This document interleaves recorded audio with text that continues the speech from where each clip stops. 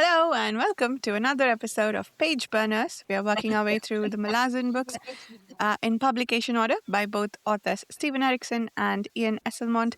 We are currently on Midnight Tides. This is, I think, something around the fourth discussion for that book. We read approximately 100 pages of whatever book we are on for each week. From the longest edition that we can get our hands on. Today's discussion is going to be for chapters 9, 10, and 11. If you're reading along with us, we have a little discussion page on the forum where we have both spoiler and non-spoiler sections for the first-time readers and then rereaders and so on. Next week is going to be chapters... How far did we get today? 11, 12, 13, and 14 next week. I think that's all the bookkeeping. With me, we have the usual group of friends who introduce themselves and tell us what they're most interested to talk about. I think I want to pick for myself the opening poem of chapter 9 and see how that relates to the rest of the chapter. First, let's understand it, and then, because I don't think I fully did, but I would like to dig into that with the group. Coin with coin face, what about you?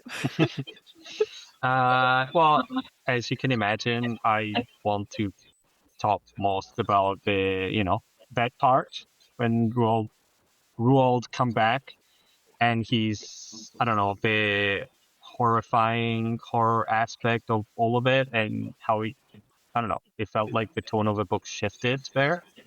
I thought it was really good and really interesting. And Carl?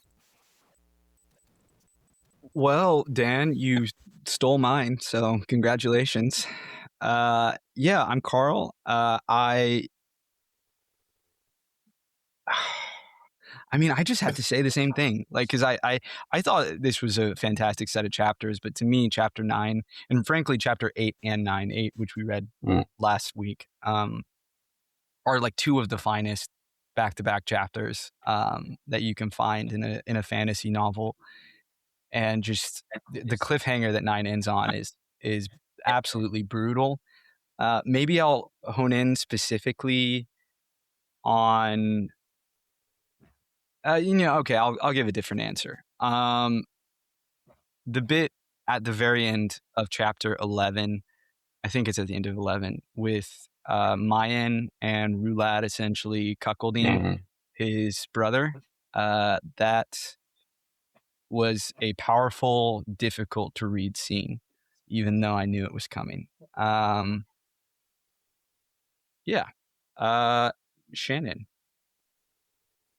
My name's Shannon, and I think, to be a little bit different, I'm going to hone in on chapter 10 mostly. And I'm going to say one thing I'm really looking forward to talk to is we meet another undead guy, and it kind of got me thinking about how in Lethris, the nature, like death is a little more easily reversible than what we've seen in other places in this world, and I think that's interesting. And I don't know, I want to talk about that. Steve. Yeah, I'm Steve from Page Sharing, and Carl always forgets to mention to go read Truth of Crowns. It's an epic fantasy novel that is full of grief and sadness and tragedy, and it is a very good read. So everyone go check it out. The links are in the description. No coin faces though, so that's you are Rulad's sizzling hot corpse this week, so That's a great name. But Varsha, to your topic, we could probably do a whole series on the opening sections of each chapter. That might be a good in between book idea to keep us busy for a break in between books. Oh, I like that. Yeah, but as far as my topic goes, I would like to. I've been wanting to talk about this is the Crippled God and the fact that he's not as mysterious, because there's so much talk about the Crippled God, and we do get glimpses of him, and it feels like that mystery is stripped away, and he's not as.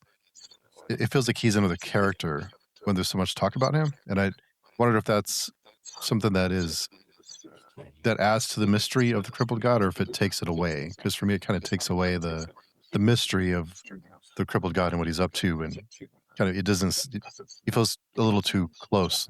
Maybe I'm thinking of another fantasy series that we read recently that kind of comparing it to. But anyway, just want to get everyone's thoughts on that, and I will hand it over to America. Hey, my name is Mirka, and I was hoping that today we could maybe revisit chapter 8 a little bit and the events that happened there and that we discussed last week, knowing what we know now as to like what happened, where did the sword came from and all that.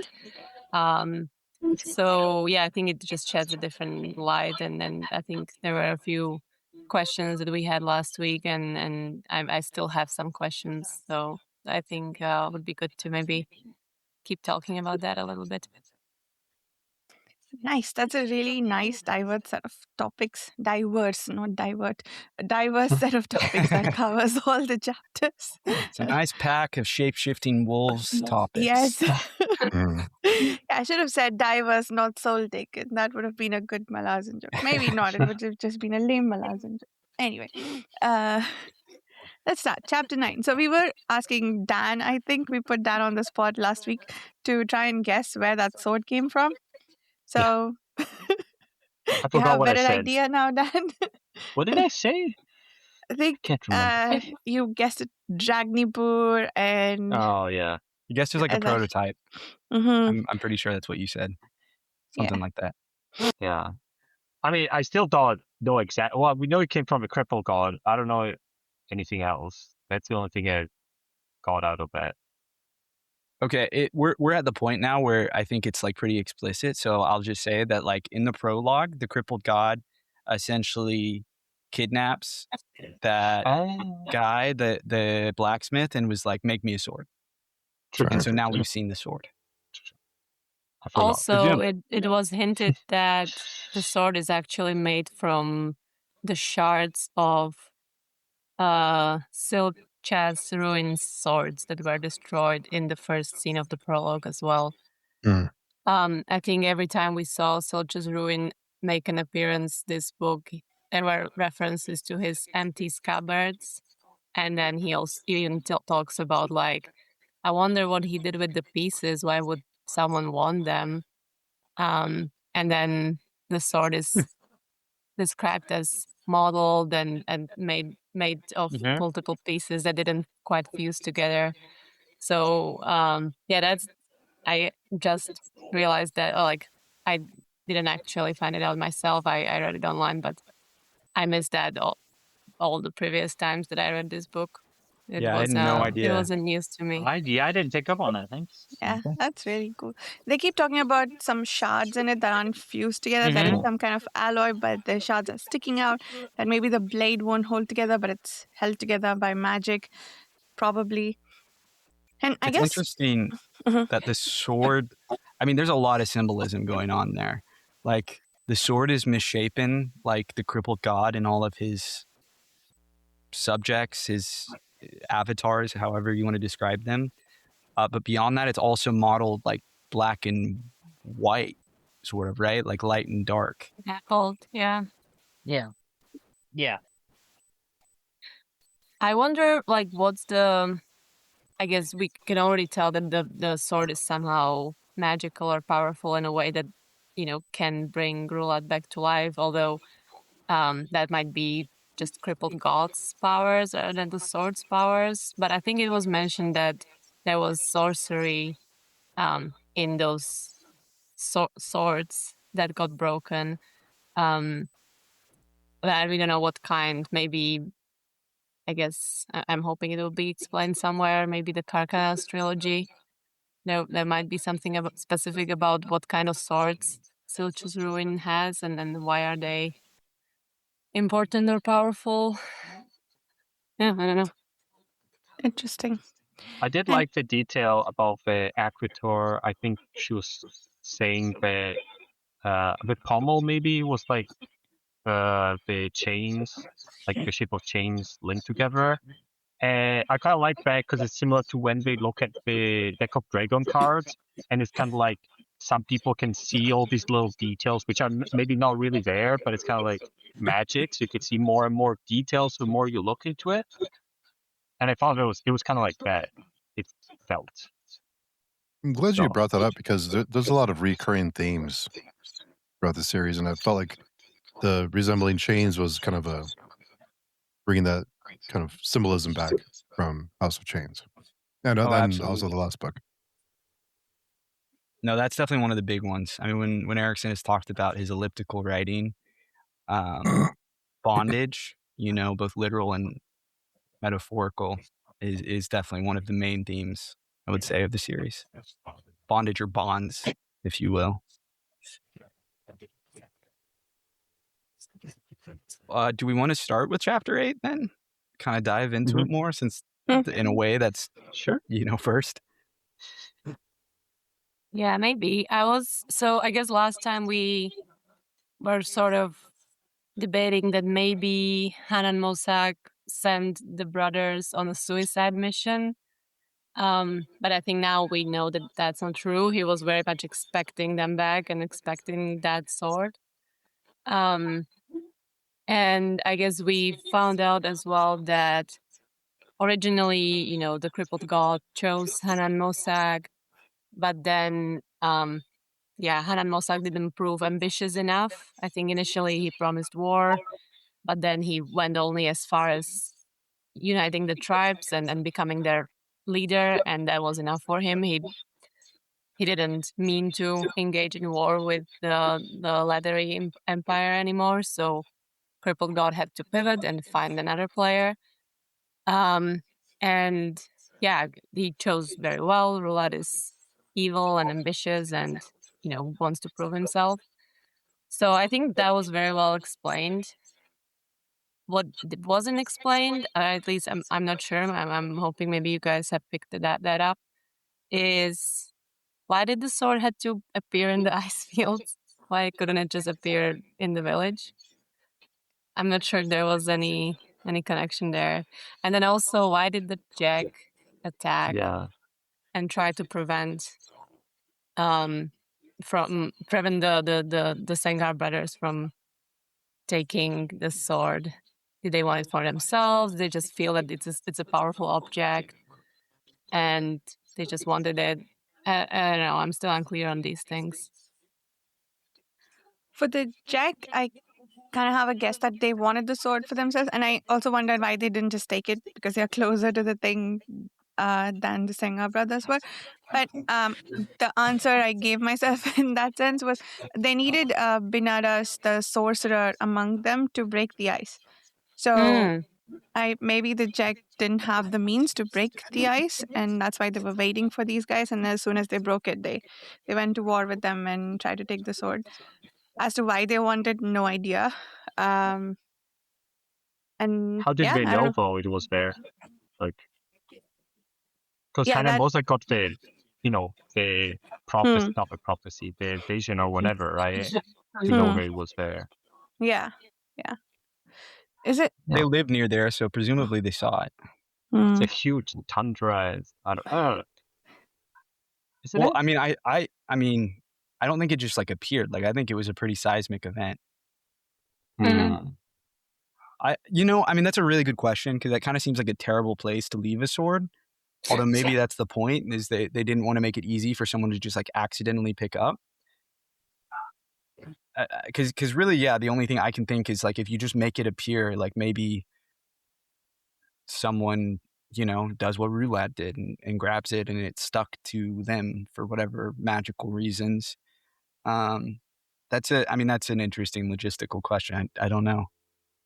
Or was it for Rulad's sake, just kind of set him up to, I don't know, spoil the relationship with his brothers, or Thrall specifically, and then have him become the bloodied warrior, die in the process of grabbing the sword. I don't know. Yeah, maybe it's all the scheme from all a scheme from Crippled God. That's an insane scheme. That's a scheme. Maybe that's way too much credit.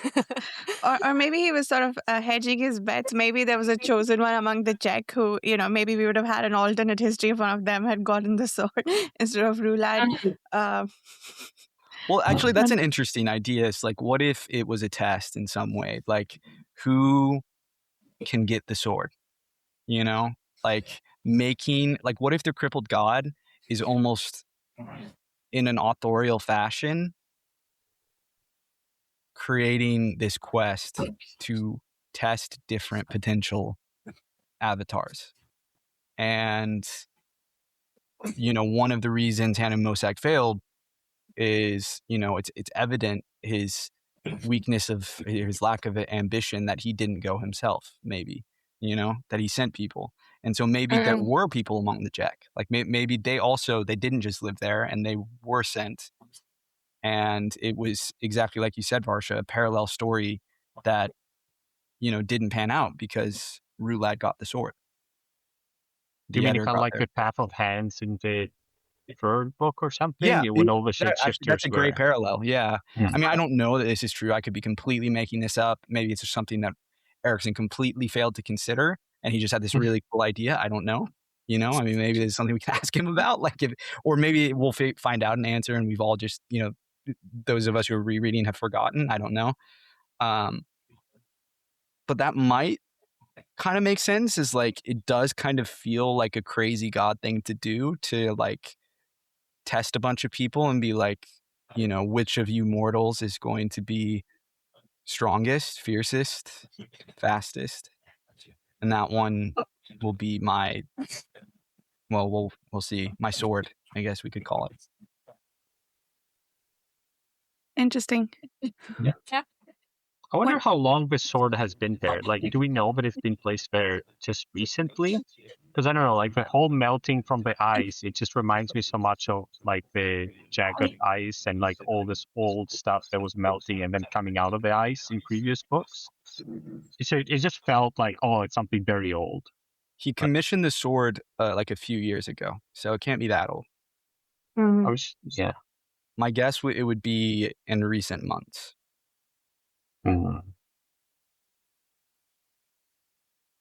Yeah. Also, I guess that maybe that feeds into the question that Steve had about like the crippled god and his presence and how much stuff he's actually doing. But like, where did he get those shards?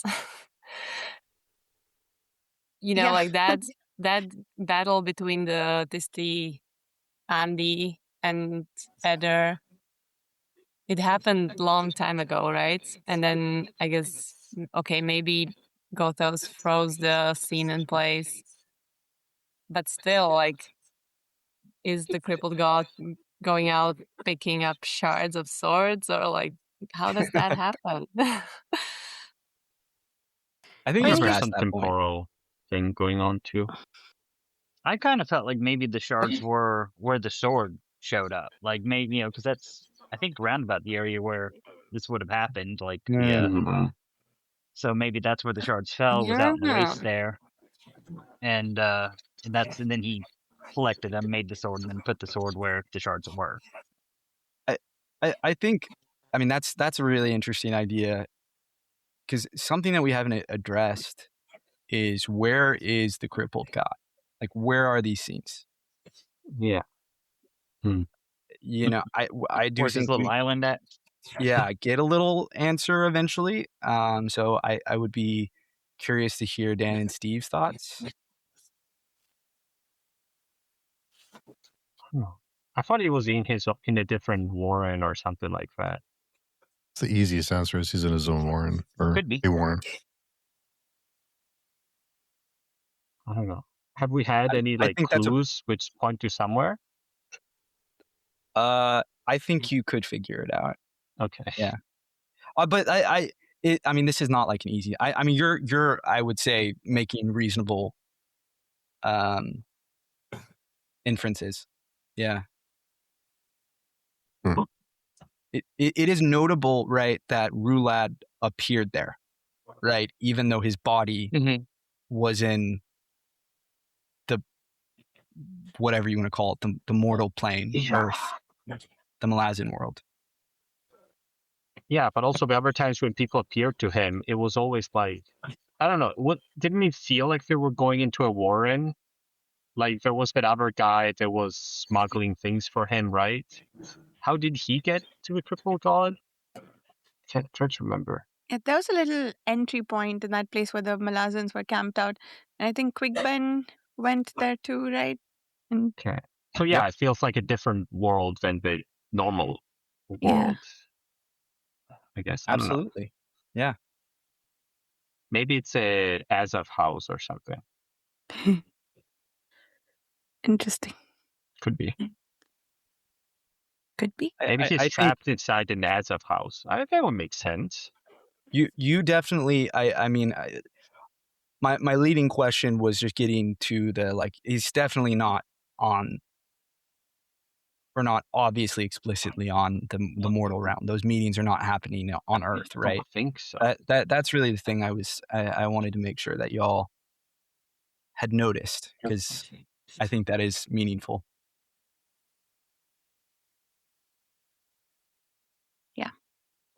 What do you guys make of the conversation he had with, or I guess a bit of a monologue with Rulad about the nature of war and peace, and how peace brews or breeds war? I thought that was interesting. And he calls himself cynical at times, but I can't say that I disagree with him. And then I think we had a sort of parallel or a counterpoint conversation. I forget who it was with. It wasn't Breeze Benedict, was it? It was Yeah, actually not Bruce. I think it was Bruce. Yeah. Breeze. Yeah. They were. I don't know. Somebody questioned him about whether he would willfully start strife in the time of war, and he challenges that notion. I think essentially, the person he's talking to says the same thing that the Crippled God does, but he's like, what you're bullshitting. I don't agree with that. So I really like that sort of counterpoint across multiple chapters that we had on the subject. But what do you all think? What is your take on this subject?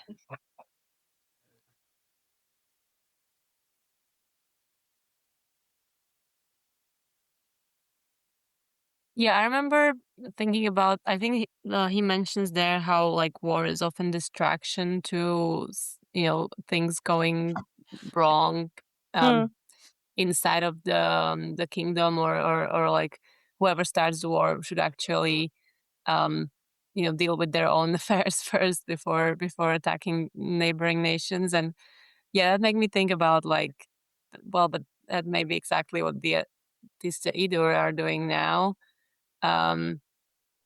Yeah. And then I'm not sure if that specifically was mentioned in the conversation that Breeze had, but likewise, the Leathery Empire has plenty of issues on its own, right? So, kind of conquest should maybe not be on the top of their priority list. But as we know, it is exactly how things usually go in history as well. Yeah, I'm not really sure what I'm saying here. That's just something I thought about. It's interesting. I think there was an additional interesting thing that Breeze thinks about, that in his grandfather's time, all the young men, that it was unthinkable that there'd be any young man who didn't know how to fight in the Leathery Empire, because they had to. I think they had a lot of wars going on at the time, and my understanding is they weren't necessarily wars of conquest. They just had a lot of enemies. But now they are sort of in a relatively time of peace, and so he's sort of surprised at the number of young people who don't know how to fight, and but then there is an increase in the number of poorer people who are signing up to be part of the army. And now when war comes with the Tist Eater, they might have to, for the first time in a long time, defend themselves, not be conquerors. So the I guess the inducement for the people who are now signing up to the army of like being able to loot the conquered, that's not going to happen. They have to be defending this place that they likely hate because they are poor and indebted because of that.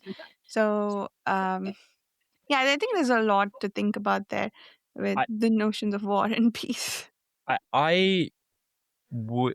So I love that scene. I love those conversations. I am a sucker for any time a villain comes in and makes a point that kind of makes you go, that's interesting. I kind of agree with you. Like that's always fun. However, I do think that, like many villains or just people in general, what he's doing there, the Crippled God, is flattening the underlying truth or the situation as a whole, the argument he's making, right? Which I don't think it's that humanity naturally is inclined to war, but that because like people aren't just like, oh, we're in peacetime and so now we're looking for an enemy to fight. I mean, my sense of people isn't that is the case. What happens is then you start having the ability in peacetime to confront other issues societally that are going on, and that does create conflict itself, and that conflict often turns inward, like he talks about. There is something I think to be said for like the idea that a society, a martial society, writ large, but also specifically more martial individuals, who have based their whole livelihoods and I should say their identities around the idea of being a warrior, struggle with peacetime.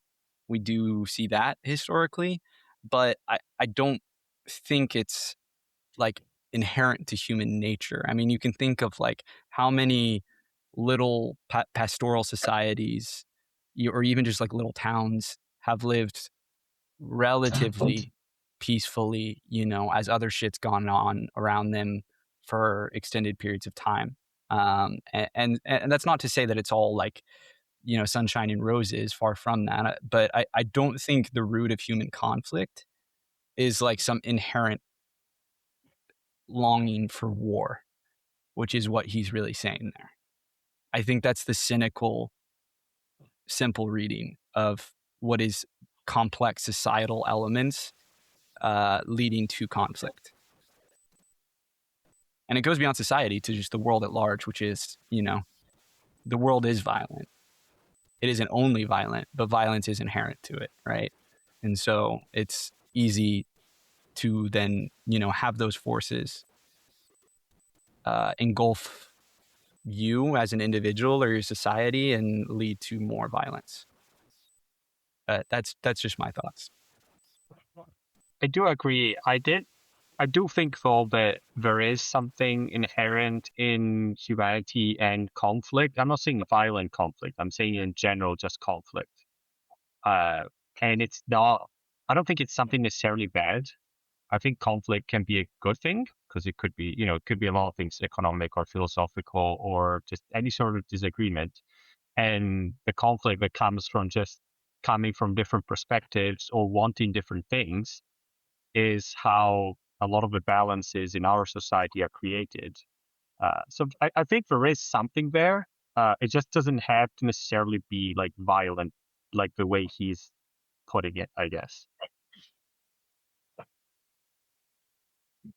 That was my thought.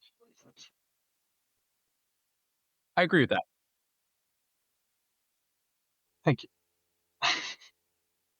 Yeah, I think when you think of like an empire or bigger, not so much smaller groups, when you think of more of like an established empire, an established government, it's something that's more has a hierarchy and has order. I think throughout history, not until up until recently, I think I don't know if it's human nature or not, but to to conquer and to take and to subjugate. I think if there's not an opposing force stopping that, then that's the kind of thing that's happened throughout history. Unfortunately. Yeah, no, I mean, I agree with that. I mean, I think what you're saying there is the kind of one of the like truer aspects to the bullshit that Crippled God is peddling, which is that empire, and like if your society is built around, like systemically built around conquest and subjugation, then naturally it is going to find it impossible to exist peacefully. It just will not. It's like baked into it. I mean, you see that like if societies are like giant technologies of, made by human beings, then they're naturally going to like in some way represent those human beings. And in the same way that like a human being can get so wrapped up in an identity of being, a warrior, that they find it impossible to exist in peacetime. And so they seek out war, they cause rebellions, they become raiders, not barbarians, bandits. Maybe they become a barbarian. I don't know. There is something to that. Absolutely. As a counterpoint, though, I would like to present a real historical case of, Japan, which came out of the Sengoku Jidai, where everyone was fighting each other, and it was civil war for so long period, and that led to a period of the longest stability of the Edo period, and that society was founded on warriors and the warrior ethos and on that sort of conquering mindset, right? And the samurai were the nobles of the time, and they were like, their whole thing was based on being good at fighting, right? But it's still, once you transition to a stable government, then, it just transformed into, well, now maybe just being a samurai is not being also not just fighting, but now it's about being, refined and knowing the arts and knowing all those other things which come with peacetime. So I don't think it's necessarily correct. It does depend on the situation. I would say though that like what they're doing there is like, I mean, I think the peacetime is like maybe slightly exaggerated when they're talking about like post Sengoku Jidai. I mean, I don't want to get like too deep into talking about Japanese history, but certainly it was a much more peaceful period. And I think a big part of that is like as a result of, while yes, it came out of war, the government that was built in response to the war was distinctly different than what had, in terms of its aims, the way it functioned. It wasn't trying to be a government of warriors, which I think is crucial, right? As opposed to, when you are explicitly trying to be like ruled by a martial caste or to be naturally, I mean, there like, what is how does the economy function, right? Like many empires fall into you saw this with Rome, Alexander the Great, right? Where like you get large enough, the only way to like maintain your empire is to continue dominating because you need the resources, you need the supply lines, and so that I think is, I guess what I'm saying is I don't think the point you're making, Dan, is necessarily distinct from like what Steve was saying. Like I think it is related to it, because I think what happened in Japan, like you're referencing, is not an example of like the same system going forward, even if like ostensibly, obviously there's like a shogun and there was a shogun previously, although not for a while. And there's still the empire, theoretically, an emperor, I should say.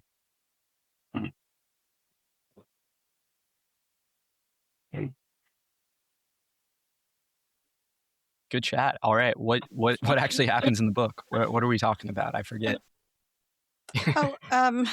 So the Crippled God brings Rulad here, gives him this spiel about war and peace, and then sends him back. Tells him this is your first death, which is significant, I think, given that he came back. And can we assume that the sword gave him the power to return from the dead? Or do you think it's the Crippled God? Like, what's going on there?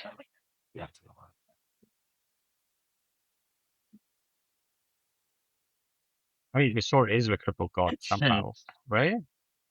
Must be infused with his power in some way, no? Yeah, that's how I would Yeah, I answer think that. so. He was able to channel his Yeah. power to heal Benedas later, right? Yeah. Mm-hmm. Maybe his soul now is inside the sword, and that's why he can't get rid of it, and that's why he doesn't die if his body is killed or something. As long as it's like a Horcrux, right? Harry Potter. Maybe. Nice. Hmm. Interesting. Yeah, I Yeah, I like like that. that. A little bit of Rulad sword. Does it have a piece of Silcha's ruined soul as well? Then Interesting. And his That's why personality he did can't stop change, haunting. right? yeah. They did say that. And I think Crippled God also said that he was going to become more skilled, or that he'll be a formidable warrior now, or something like that. Like compared to, I guess maybe not being as good of a warrior before. I think now he was given the power by the Crippled God and by the sword. He did the Matrix thing where he like downloaded kung fu into Rulad's Right. brain. But like the aura he gives from before, where he was just like, before he felt just like a kid, and after he's like, it's completely different, right? That's Yeah. for sure. Yeah. Do you think so? This gets actually one of the questions I wanted to ask, because I really experienced a sort of emotional whiplash where I had spent this rereading Rulad as being much more complex and conflicted than the Rulad that I remember, which we see here. And he comes back and he is, I mean, I guess we haven't gotten to see his interiority yet, but like, he's kind of everything Troll feared he was, like the worst case scenario. And I struggle to believe that just the extremely traumatic event alone, however that made him mad, right? Like that alone made him just the worst version of himself. And so do you think, I mean, what I'm getting at is, like Dan said, like, it's like he experiences a personality change. I mean, he suddenly is swaggering about, I mean, he did it before, but it kind of seemed like a kid. And now he's like actually really threatening. And I guess anyone would be if they came back from the dead and they were like a horror show, but what do you guys, like, how do you read his transformation? Like, is he genuinely completely changed, or was he always like this? I mean, I think Udinas has a thought in chapter 11 where he thinks about how he believes that he's going mad, and I think that's it. I think when he came back from the dead, he's just kind of going mad. I mean, he's been touched by the crippled god. I mean, So if anybody comes back, I think I'm also sorry. his confidence was boosted, right? Like, I think we saw that moment of ambition when he talked to Crippled God, and I think it just like he just needed that little push to know that, okay, I'm going to be the boss now, and you're all going to kneel in front of me. Yeah, so I just kind of see that personality changes because the confidence came with the fact that he was able to come back from the dead, talk to a god, be promised a war, and leading this either home or whatever is it that he promised them. Yeah. I guess, like, for me, the hinge, the thing that I am most uncertain about, and the thing that makes him either more overtly tragic or more despicable, is whether or not we interpret his behavior with fear and Mayan before he died as not as overtly cruel and lecherous as Troll does. Because, post-resurrection, he is very explicitly this, like, evil, sadistic pervert. And I like it, again, it's like it's everything Troll feared about him. Yeah. And we were led through Troll's eyes to question whether he was actually like that. Like his deal with Mayan, was that real? Was he actually, was Troll just projecting something onto him, or was like he actually trying to like put some moves on his brother's wife? And why? Just to hurt fear, just to establish dominance? Is he actually in love with her? Like how do you, I guess that to me is the big question. So I'm curious what you all think about that dynamic specifically.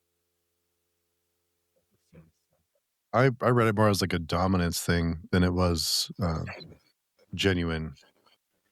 But yeah, Rulad seemed. I mean, I guess if anyone comes back from the dead and has this kind of power, that you're gonna have a chip on your shoulder a little bit, right? But he almost seemed a little bit like he was possessed, or like he wasn't in control of himself anymore. He seemed like he was not. He didn't have his. He wasn't himself anymore. It's kind of the way I read it, but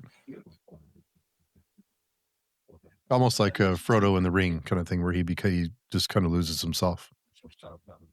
I definitely agree with that. I mean, I think there's no doubt that he was in some way driven mad, as Shannon said, as the book says, that he was corrupted. But like, I guess you kind of gave an answer there, Steve. I'm just like curious, like to hear if someone has like a very explicit, like hard take on this. Like, was he legitimately hardcore perving on Mayan prior to being resurrected, or was Troll reading into that? And then No, I think I personally believe that this is a confirmation of all the Troll's suspicions from before. Mm-hmm. I don't think that the crippled god told him, and now go and make Mayan your empress. I think right. that's just Mhm. Rulad. Yeah, and I kind of felt, quite a bit of satisfaction in that revelation where it's nice to know that Troll, after having all those doubts and kind of feeling guilty about putting all this pressure on Rulad and being suspicious about what he does, he found out that he was actually right. And one of the first things that Rulad does after he comes back from the dead and becomes the emperor of this Teidir is take Mayan.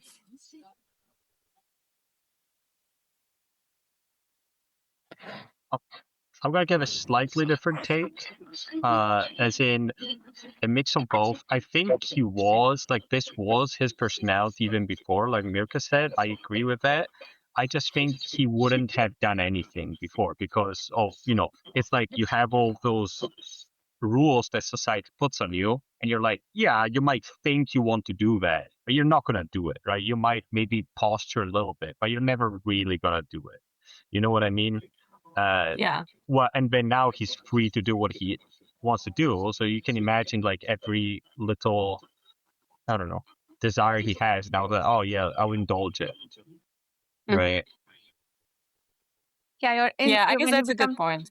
Sorry. Yeah, when you become so powerful, your inside thoughts can become your outside thoughts, and you can get away with it.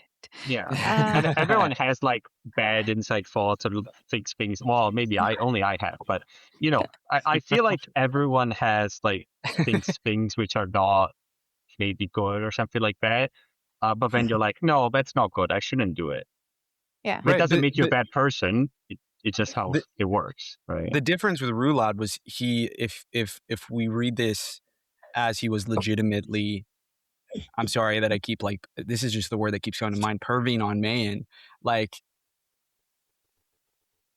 that he wasn't just keeping it inside. Like he was externalizing it, even if he was never going to like fully try to have his way with her or whatever, to actually literally try to steal her away. Like he was still acting like a creep. I'm thinking like, I have a sister-in-law and I would never behave the way that Troll sees him behaving.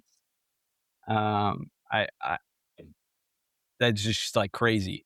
And I guess this time around I was like trying to be maybe more sympathetic and think that Troll was projecting onto him. And so I had the reaction, right, that Mirka that you had, that you described, it was like, oh, it actually kind of seems like this just confirms that everything Troll thought was true about his brother was true. And that even if he was never going to fully consummate those desires, he very much was acting in that way, that there was, Troll was right to judge him and to call him out for it. As opposed to, I think the other way you could read it, although I'm not sure that it's as strong of a reading, is that Troll was in some way projecting onto Rulad, and Rulad kind of became this thing because he was perceived as it when he came back, right? That like in his corruption, he became the monster Trolls always saw him as, if that makes sense. Yeah, I kind of get it. I'm just more like willing to forgive just because, I don't know, he was a teenager, there's a lot of pressure, always sort of thinking about war and other things. I don't know. People make mistakes. I don't know, say he's a terrible person just because of that. I could easily imagine him being like at some point, maybe a year after, being like, oh, I was behaving very stupidly. I shouldn't have done that. Right. Yeah, I think the underlying complexity that we were discussing hasn't really gone away, because I mean, he accuses Strull of being aware that he was fighting alone on the back of the slope and leaving him to be. So I think there is still a little of that younger brother seeking attention, and like his strutting and his showing off was born of insecurity, right? Because he's the only unblooded warrior. He had like a small cut off because of which he couldn't fight in the last war or something. So he's got a lot of insecurity over that. And now he's come back and he's establishing dominance, I think, and I don't know, like, yeah, the main of it all, I think, is sort of muddying the argument quite a bit. But other than that, I think like he's still like accusing Chal, like you left me to fight by myself. He was worried before that he's going to be some sort of sacrifice. So when he now has his like confidence, I mean, when there's so much fundamental insecurity, I think even the confidence that he got from the Crippled God about like now being the chosen one of this God and being the leader of his people, he's still sort of establishing said dominance, right? He's forcing them to kneel. He's forcing them to come say, I'm loyal to you. He's not exactly a kind leader. So that all makes him terrible, feel despicable, yes. But also I think we could add a lot of nuance to that, knowing what we know from before and like where that undercurrent is coming from. And I won't say anything yet, but I think there's some things that I remember that might sort of prove this a little bit more. But yeah, I don't know what's going on with Mayan though. And what I hate about that whole thing is, fine, Rulad did what he did, but Fear's like, yeah, sure, you can have her. And like, she didn't have a say in any of it. Like, she just had to listen to what these two guys wanted for her. So that was unfortunate. And I did think the women in this culture had more to say, but maybe they were all just so terrified of what Rulad became that like no one found the words or the strength to speak up. Yeah, I read that. Okay, I don't know if I'm still breaking up or not. No, you're fine now. Okay, but I read that as she and Fear were just too scared. Like I think she does have the right to say no theoretically, and she didn't because she was terrified, and for the same reason, Fear like had absolutely no desire to give up his wife, but he did, which is such a painful, difficult, emotional scene. And I think Varsha, you said kind of a lot of what I was trying to say earlier.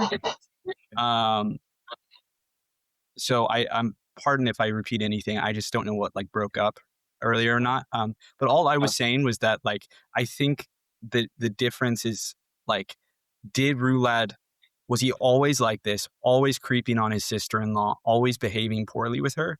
And everything Troll thought he was always like this, and now he's just that taken to an extreme? Or did he become that way, become this creep because Troll thought he was like that? And, we have been introduced to the idea of like others' perceptions shaping you, shaping your identity and your behavior. Did that come through? Yeah. I think. Sorry, I forgot to address that when I did hear you the first time. But I think there's maybe a little bit of both, right? I don't think Rulad is completely innocent. I don't think he was like.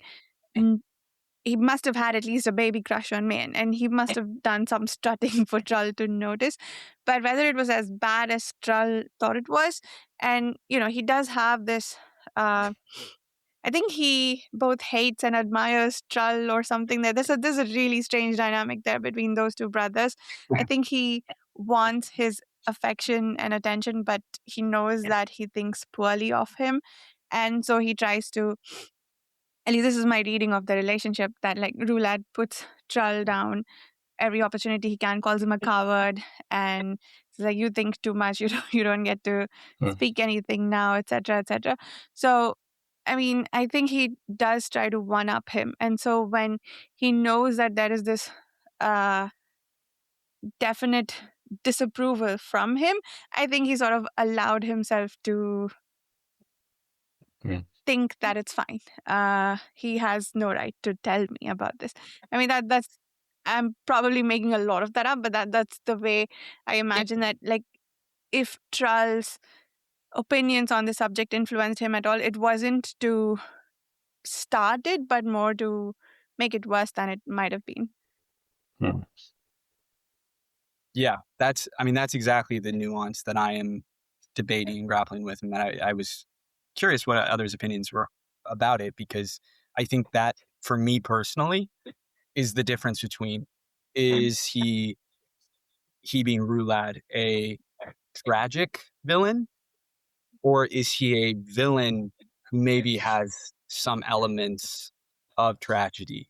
I mean, just like his horrible resurrection is something that, it's inherently tragic, no matter how you handle it. You wouldn't wish that on anyone. But the question of his behavior, like, is he just becoming the worst version of what he was? Was he always just like this little monster waiting to be born, or was in some way he put on this path by the judgment of those around? A little bit of both, I think.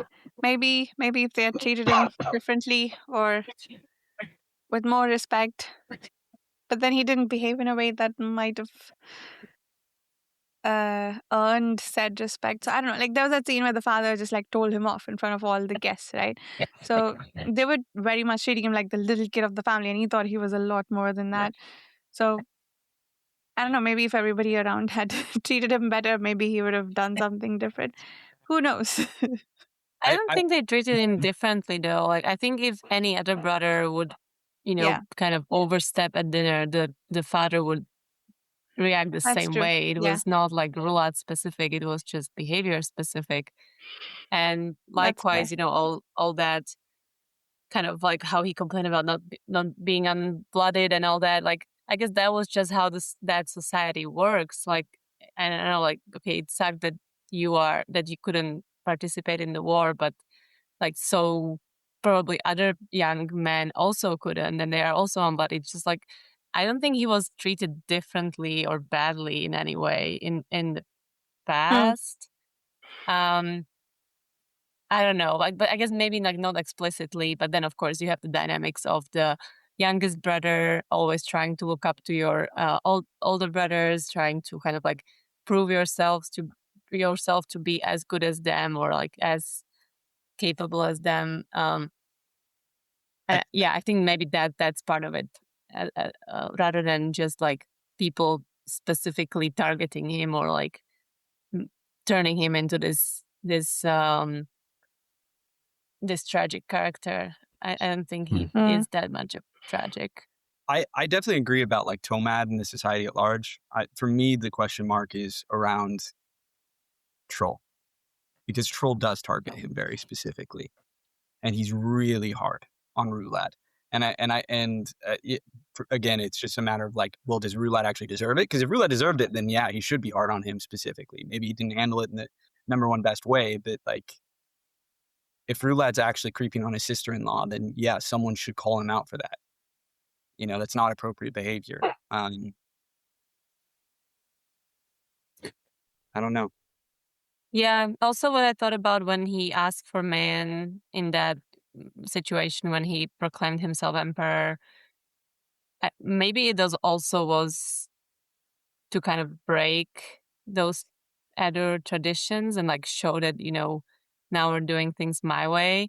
Like, I think we mentioned before that like he would never act on that desire previously because that's just not how things worked in this tribe, and like there were very specific rules and requirements as to how you can behave.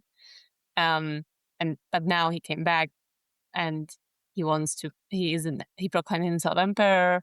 He wants to go to war. So I guess basically he's saying things are changing. The old rules are not applicable anymore. And to prove that, I'm going to take this woman who was already engaged to someone else. It's a great point. I think there's a personal element too, that he wants to break fear. He wants to, as The emperor, strongest one, yeah, establish I am in charge. So will you do the thing you want to do least in this world? And if you will do that, then I know you're loyal. And they do, right? yeah. Troll is the only X factor for him at this point, which seems to have always been the case. I thought it was hinted Yeah. that this sort of move was not the best move at the end of a chapter. It's like it felt like he overstepped a bit in how the other leaders see him now. I don't know. I thought that's how I read it a little bit. Shannon? Oh, well, I was going to address the breaking thing. Yeah, I actually had it as a quote, but where Charles says, "Must you break those that follow you?" Yeah. And I think that really hits the point with the Rulad. I think that's why the crippled God chose him, or at least part of it, because that he's the crippled God. He's the god of broken things, and he likes breaking things. And I think that's really ultimately why Hanan Mosag was passed over, because he mentioned back in chapter 8 how Mosag wanted to make the Idur unassailable. That's not broken. That's the opposite of it. So yeah, he wants somebody that's going to break these people, and then also go out and try to conquer and break other people and just spread misery. Dan, did you think he was going to kill Hanan Mosag? I know I was convinced. Like I was on the edge of my seat reading the first time, like being like, he is about to cut this dude's head off in front of everyone. No, I thought I just thought he wanted him to subjugate him, basically. Okay. That's how I read it. Well, that's how you break him. Yeah. Right. I mean, that's what he did, right? I just remember being shocked more than I was that Rulad came back, because at that point I was like, yeah, that's part of the tension. I think it's like a horror scene where like, the slasher bad guy, like Michael Myers isn't dead. He's going to get up, and you're waiting for him to get up and kill people. And I just thought, like, I was genuinely shocked that Hanan Mosag bent the knee. But I love it. I think it's such an interesting, dramatic choice, and honestly gets to it reveals so much about who Hanan Mosag really is.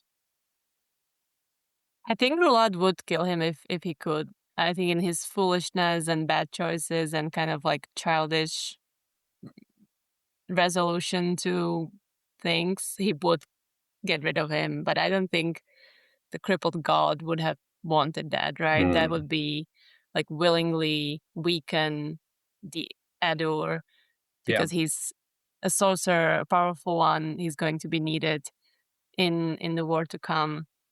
So yeah, I think that's maybe more of the crippled god's decision to keep him around. It's much more shrewd, definitely, to keep Hanan Mosag around.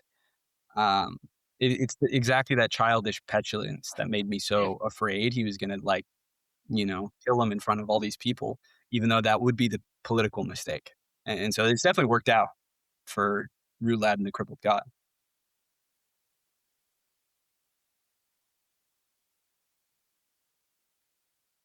Do we want to Well, let's just talk about the coin scene. And we talked about it a little bit, but that is its own animal. Take it away, coin face. Well, I just thought it was very cool and very horrible in the way it's been described. Again, yeah, it's literally horror, right? Like the excruciating detail in which the dressing of the corpse is described, both in this case but also in the previous case. So it's been set up for a long time, right? Because this is the second time we get like that whole like coin thing. And then all the descriptions of like, oh, you need to put the coin on the eyes at the right temperature so they don't explode, and all those sort of things. It was, I mean, as soon as it started, I was like, okay, there's something going on here. Like it's preparing for something. But the payoff was very, very good, I thought. I don't know. It changes the whole tone. It like until before it was like, okay, something bad is happening. It's somewhat half lighthearted book, and these are a bit more dark. But when that happens, it's like everything feels way more heavy and way more, almost dark, right?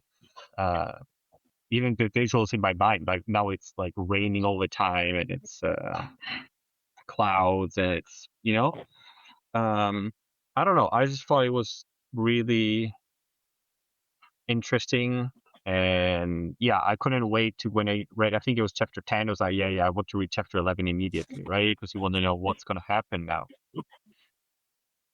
Ditto. I seriously think some of Erikson's best writing. It's so intense, so visual. I think especially the relationship that's been set up between Udinas and Rulad. I think that's really interesting. I agree. Because it's kind of like, it I don't was know, a beautiful scene. I guess beautiful horrible at the same time. And I think, like there were already hints at like how Udinas is, a good guy. He kind of like has good character traits. And here in this situation, I think no one would blame him if he ran away or like, I don't know, attacked instinctively. Like, I think he was holding a cauldron or something. And like, he could have just smashed it into Rulad's head and keep doing so until he's dead again because, I don't know, out of fear and out of like just shock.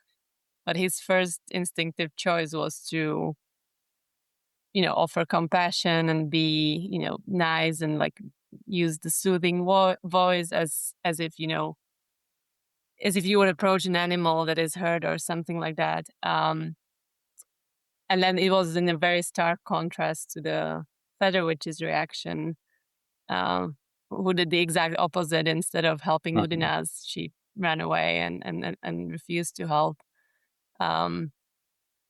Very, very moving scene, I would say.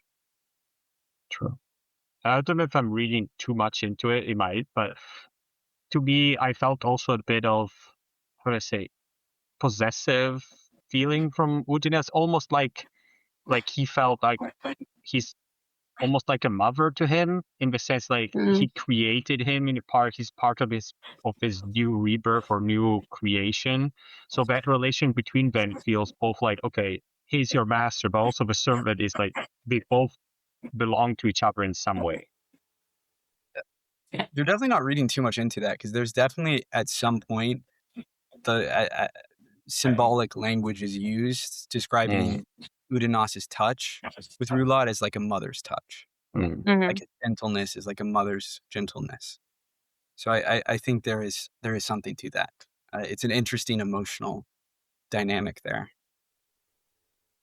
I do wonder about Udinas thinks that he blacked out multiple times, so he doesn't remember a lot of what he said, which to me implies that he was kind of possessed by one of the spirits hanging around him.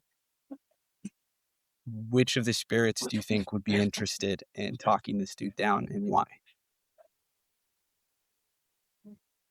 I did not think of that at all, but that's a really interesting notion. I mean, you could I thought he certainly. You was mean tired.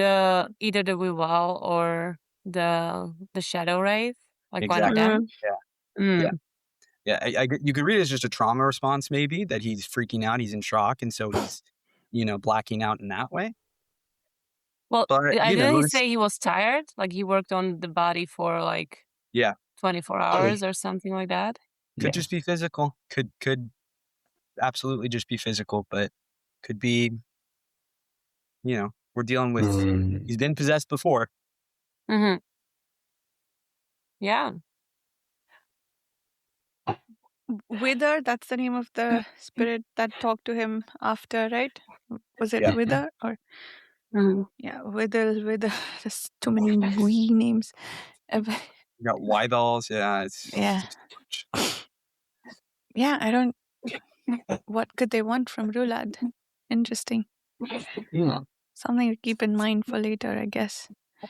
I had a question for Dan. Did you make the connection, or did you guess at what might happen as Udina started laying the coins down on him? Because in the scene before, the Crippled God tells Rulad this was your first death. So there's sort of an implication that he's not dead yet. And I can't remember whether I expected him to come back when I was reading for the first time. So I was curious what you mentioned that you were expecting something to happen, but was it this that he would just come back from the dead? But doesn't the dressing scene start before that part? I might be mistaken. I don't remember exactly. The chapter 9 opens with the conversation between Rulad and Okay. the Crippled God, and then we get to the part where Udinas is dressing him. Okay. Fair enough. Hmm. Yeah. Well, I don't know. I just felt like it was, but it didn't feel even before, even the first time it happened, just because it's described so much in detail. It just feel like that. That Chekhov's gun sort of thing. It's kind of like Yeah. This feels like a setup for something because it's described so in detail. And Right. that sword that he can't let go of, that no one will allow him to disconnect from, except Hanan Mosag, apparently. Yeah, that makes sense. I guess there was a lot of setup for something to happen with his dead body. Yeah. That's why when it's described, the whole thing where it's described putting the coins and melting with the flesh, like you're cringing all the time, because at least I was anticipating he would be coming back, and I was like, Yeah. just stop. It's going to be, you know what I mean? Yeah, it's going to be in a lot of pain. Yeah. World of pain. And he did come back screaming. Was he screaming from the pain of the wax and the coins, or just from the trauma of coming back? I mean, assume definitely the wax pain of the the wax. Yeah. But also, I'm sure it's dramatic coming back. Yeah. But I mean, I can't even imagine what that feels like. I don't want to. No. And much as I appreciate the detail of the fact that he has the weight of all the coin on his chest, so he shouldn't be able to breathe or even talk, that is such vivid imagery, but it's like giving me breathing problems when I read it. Yeah. Okay, find some illustrations. Oh, okay. I think the Broken Binding edition has the cover of it, I think, is Rulad, if I'm not mistaken, or some big illustration is with covered in coins. Oh, there's a really good illustration from that artist I shared, but I shared it in the spoiler thread because Ooh. some of the illustrations are very much spoilers. So it's kind of risky to go through this artist's library or like portfolio because you can just find out things that you don't want to find out yet. Yes. Unfortunately, because otherwise those like they are beautiful. The artwork. Maybe I can just screenshot the one of Rulad. Yeah. Or I'm sad we lost Steve to the Warren of Sleep before we could talk about his thing, but I mean, this might be a good transition to Crippled God. We are increasingly getting more and more of him. He is an active player. He's not as mysterious anymore. Or is he? You know, what are y'all's thoughts about the Crippled God at this point? Is it, you know, how do you feel about him? Is he scary? Is he not scary? Do you feel for him? Do you like him, hate him? You know, want to buy him a beer? What are we feeling here? I don't know that I agree that he's losing mystery. I kind of wanted to ask Steve about that. Like maybe we'll do that next time. But like, how is he? Like from what standpoint is he less mysterious? I'm guessing it's from the 10th book is called The Crippled God, and so like we're losing a lot of mystery around who this guy is. But that's all the mysteries. Like we know who he is and maybe a little bit of what he's trying to do. But I think there is still a lot of mystery around what game he is playing exactly, right? We got the whole book of what was it called? Memories of Ice, in which he was manipulating events from the outside, and now he's forced to be part of the deck and play by the rules. And I think this stuff is happening before Paran makes that change, right? Is that true? So is this part of the outside manipulation that he's doing? So I think what is still very much a big mystery for me is one, why he hates everyone so much. I think we have a notion of that. Like they brought him down and then chained him to the planet. So he's angry. He's crippled and angry. So I get that. But like, what is he trying to accomplish? What is his end goal? I think there is still quite a bit of mystery around all of that. So I don't think we're getting any direct answers. So I don't strictly agree that he's losing mystery, if that makes sense. I was going to say that I do agree with what Steve was saying, because I tried thinking, what if we didn't have the Crippled God parts in this book, and we didn't have the illusion and stuff like that, and we just like, oh, Rulad just came back, and we don't know why, and we don't know who's manipulating. That, I don't know, that would give a very different feel, for sure. And if we didn't have all these parts where we kind of know a bit what he's doing that we're seeing, maybe he would appear more threatening. I could imagine, just because, when you don't know, you imagine things. Again, we still don't know everything. But maybe I slightly agree with Steve that if we had less of him, he would feel more powerful and more threatening.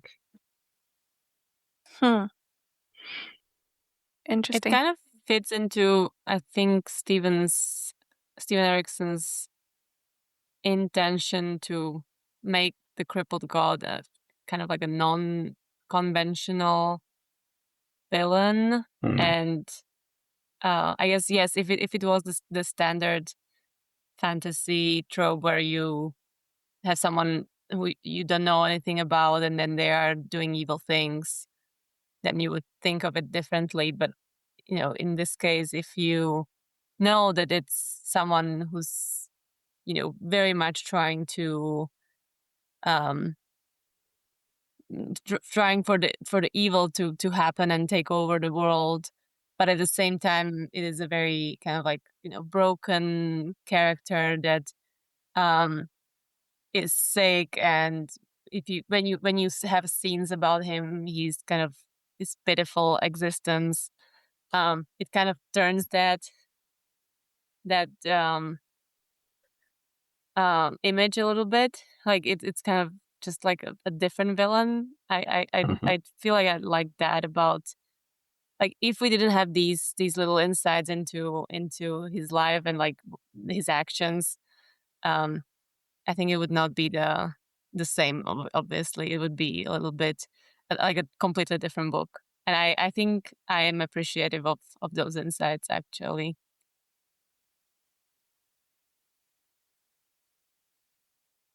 Shannon, what are your thoughts?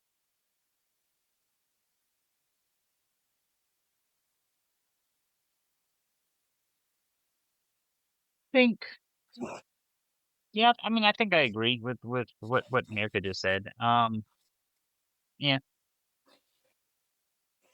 I don't have anything to really add. I it's hard talking about the Crippled God without getting into spoilers, just like, this being a Mhm. reread. And that definitely informs how I read him and the story as a whole and kind of what's going on there. I do think he remains kind of creepy. I mean, it's this weird thing where he's both pathetic and creepy, that he is like so. I mean, he's crippled. He's confined to a tent. We never see his face, so that leaves him with some sense of like mystery and creepiness. What you got against crippled people? But he I mean, I think there's something to like the visuals of this guy who's like all like his limbs are all twisted and I mean, I don't know actually how much is like explicitly described versus how much I just like imagine in my head, but I do have a kind of like horror adjacent view of him. Like if you actually like see him, he is definitely different though. And I do think that there is something to how he is more pathetic than a lot of the uber villains you see in other fantasy stories. Like there is that element where you kind of I forget if I brought this up in a previous chat.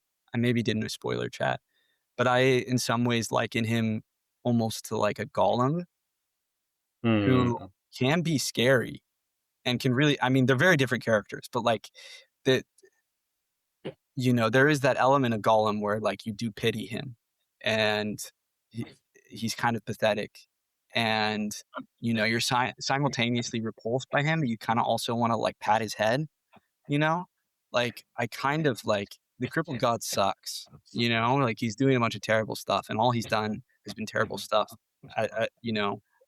on page that we've read, right?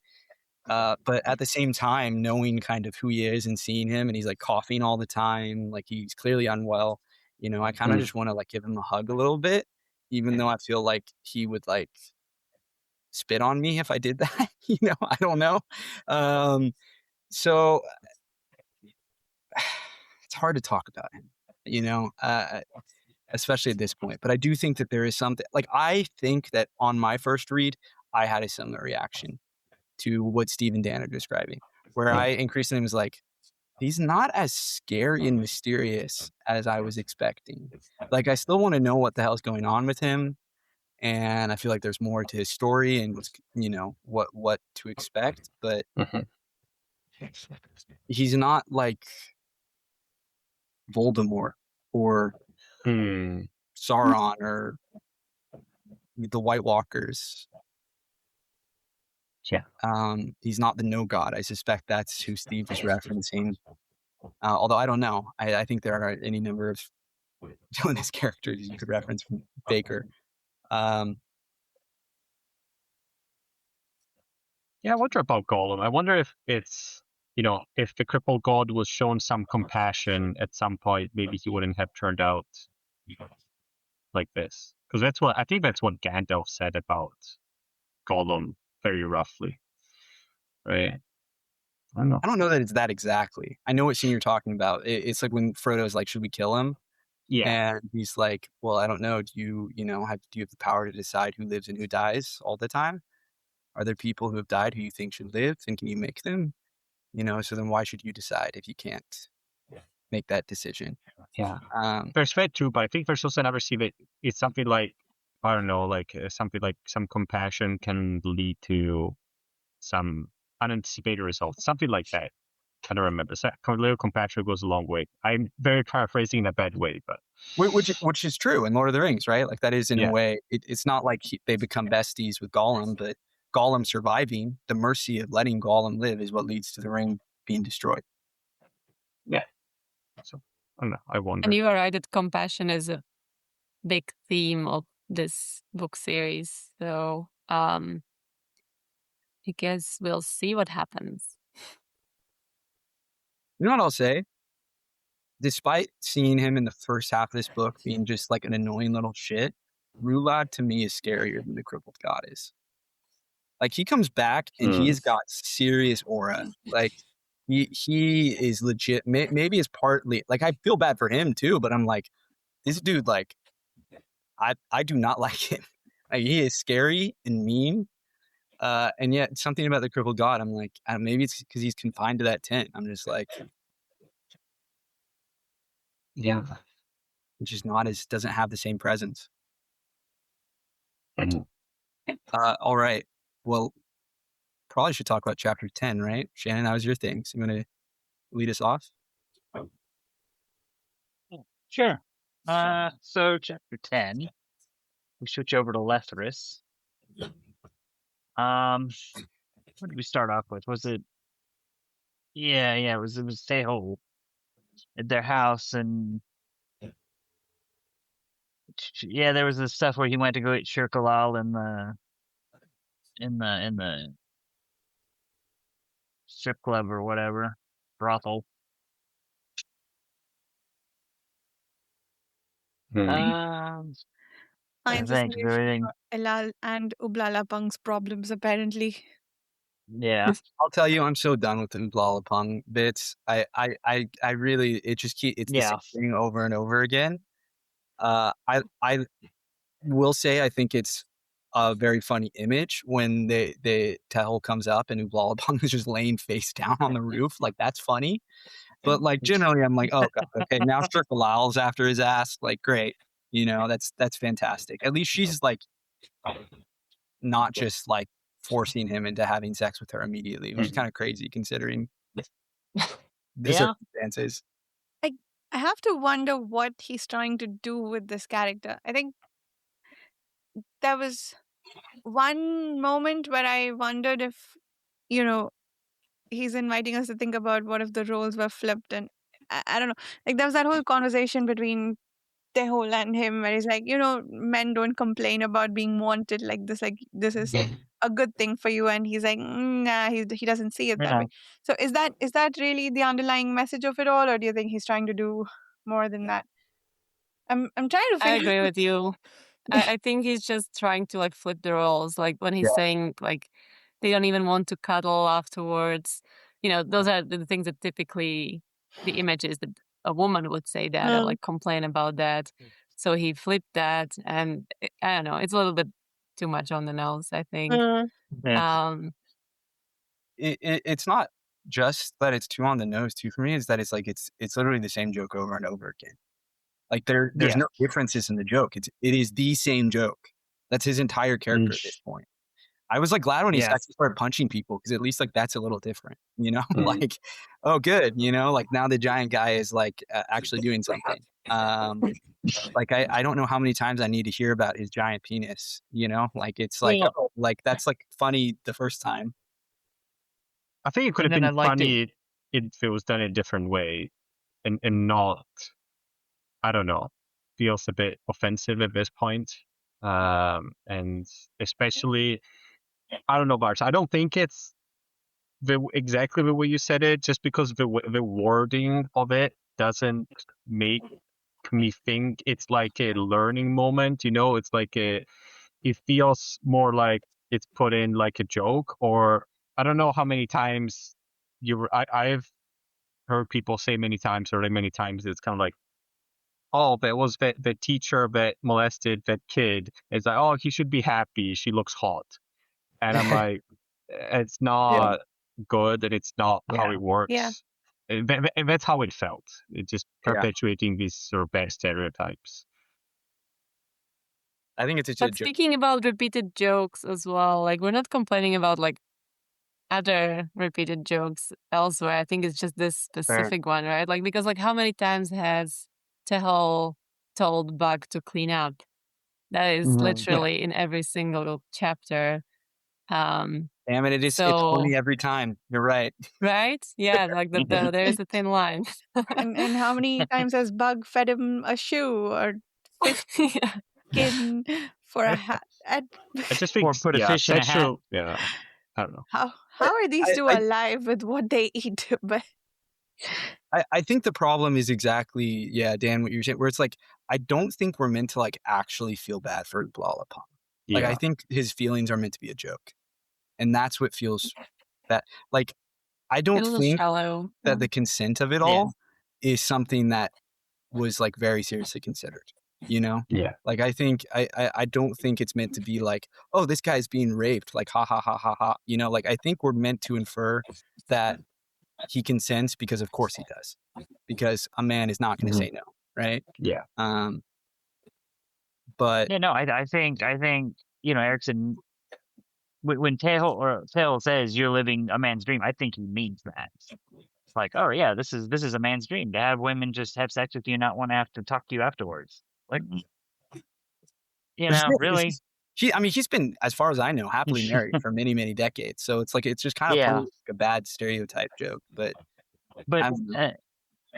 I will say with Ublala, like you said he, you liked it better when he started punching. I agree. And really and truly, the joke still continues there though, because I liked it better because it was I was here where he's yelling at him. He's like, I'm not mean to nobody and stuff. While he's like pummeling these people, so it's like he's still sweet and emotional even while he's like crippling people. It's worth saying the joke continues through Shirkalal also in its own way, where she breaks into wherever they break into and then just like randomly finds some guy who's like an idiot and doesn't realize what's going on and just like takes her pants off and they have sex. And like, there's no questioning that. Yeah. It happens. So it's like the guy that was a weird, like, jump my bones. That's cool. Yeah, I don't know. yeah, But I thought it was fine the Chris. previous part when she was like at the brothel. Like that's fine because it's I not agree. like non-consensual and all this sort of thing. Like it's not like you think it's can't make sexual hilarious jokes. Like you that can. she but- was like so wanted by the clients that all of the prostitutes were pissed she was there. Like, I thought that's actually pretty funny. Yeah. Like that's a good joke. But it's just weird. Some of the sexual dynamics get a little weird. I just want to make sure for anyone that's listening, it's not like we're prudish or against jokes about not sex at all. stuff like that. Like you can, or if you even Has want to make anybody dark, else had a little pause though, the fact that she's dead? Oh, for sure. Like all of these people are having sex with a dead girl. I don't think they But know. maybe they don't know, With- right? With I a guess- monster in her vagina.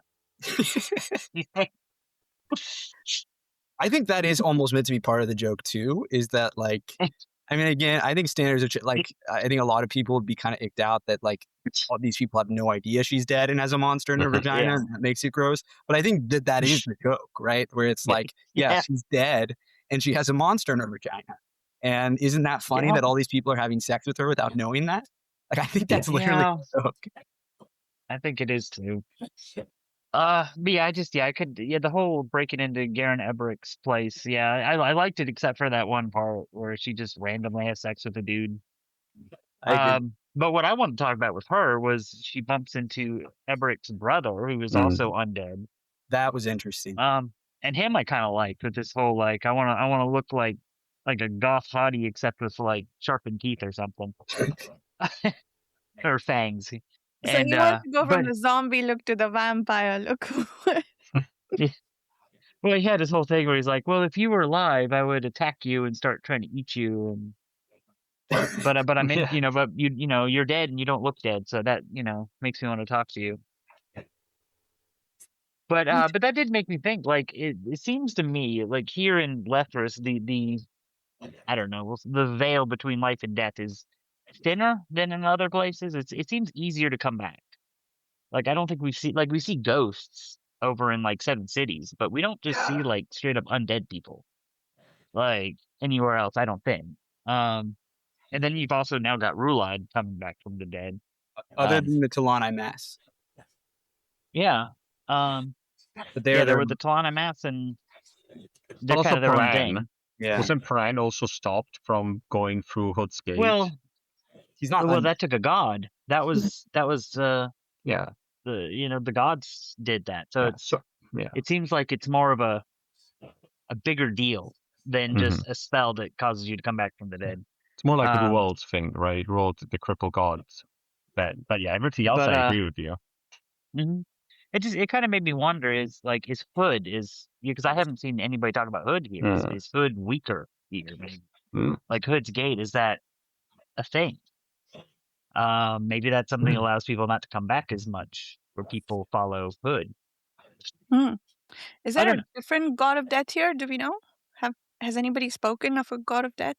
No. Someone mentioned Hood in Did one they? of these Okay. last chapters. I don't remember who it was. Someone thought of them. I don't know. I mean, they should have a hold of death. Like that should be something. They do mention it. They do mention the hold of death. I don't think they mentioned Hood when they mention the hold of death, though. I mean, you're right that is like a conspicuous absence. Yeah. I don't know. mean, my reading of it is that I don't know. Yeah, I mean, maybe it is a world building thing. I just kind of assumed it was maybe like a. I don't know what he's saying necessarily, but like a thematic bit, because you have Rulad who's coming back. So like, having, all of these undead people, it does feel like there's something he's exploring there, but I don't know what, because they all seem Well, to. and then you got the Azeth house dies, but you have all those people that have, I guess, been caught by the Azeth house trying to come back. So I mean, maybe that's part of it. The fact that that Azeth house dies, or is dying, and then now is dead. That's a really interesting idea. That like, because the Azeth houses, as they've been described, are in some ways like systems of balance. And if this one is dead, you would think, well, things then are naturally becoming unbalanced. And so, perhaps one of those things is the balance between life and death.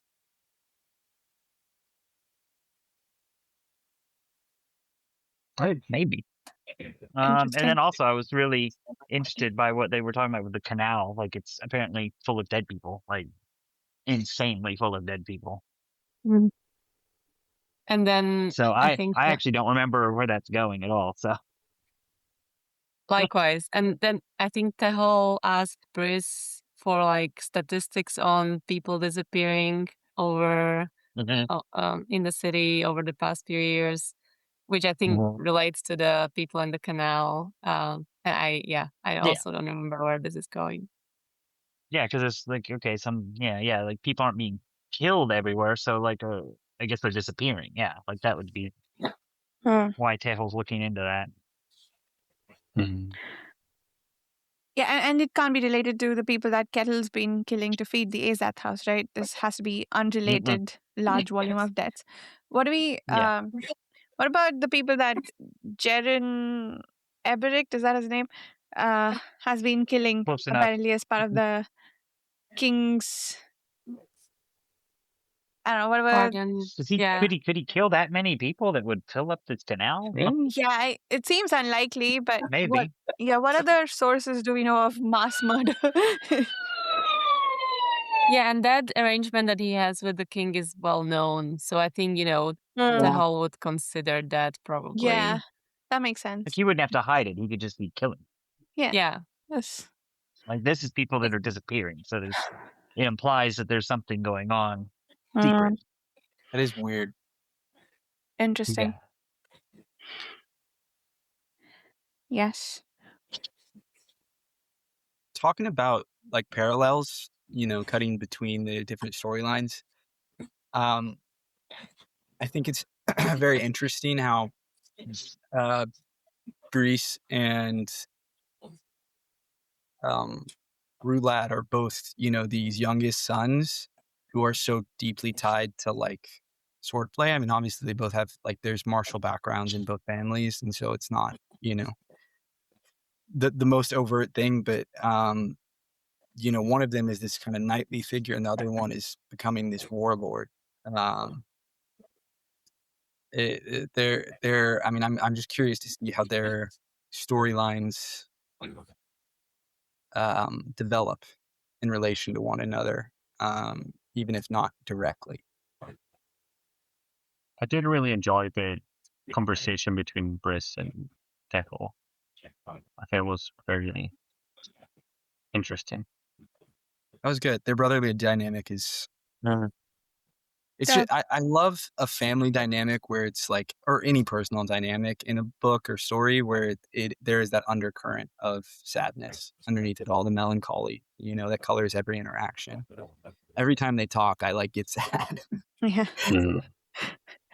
I love how But the fact that he came for advice, that was kind of unexpected to me. I remember, like, I didn't feel that way about them, that, they would come to each other for, like, okay, help me out here. I'm struggling to follow all these intrigues in the palace. What should I do? Like, that was kind of a nice surprise. Like a wholesome moment.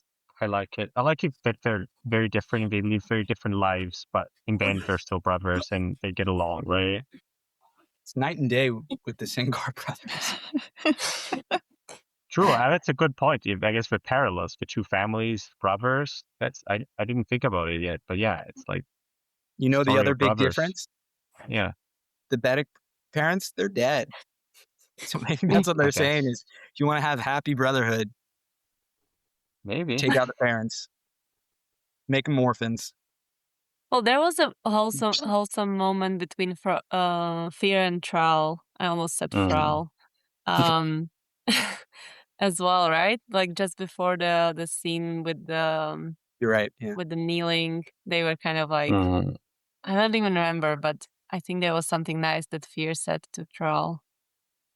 He was like, I want you by my side always. Right. And he basically talks Troll up, and Troll was like blown away. He thought he was just saying that to like make him feel better. Like he didn't realize his brother, he still doesn't, right? Realize his brother admires him, respects him. Yeah, that was a really touching scene. I like when the whole, like, Briss is conflicted about whether or not he should take revenge on whoever kills Hull, because that means that his loyalty to the king will be questioned. And they was like, don't worry about it. I'll be taking revenge, so you don't have to think about that. You can keep your loyalty to the king. Yeah, that was very sweet too. Yeah. I also like the advice that he gives him. You just stay silent. They'll take whatever they want from your silence. Make a lot more of it than you would have if you had spoken.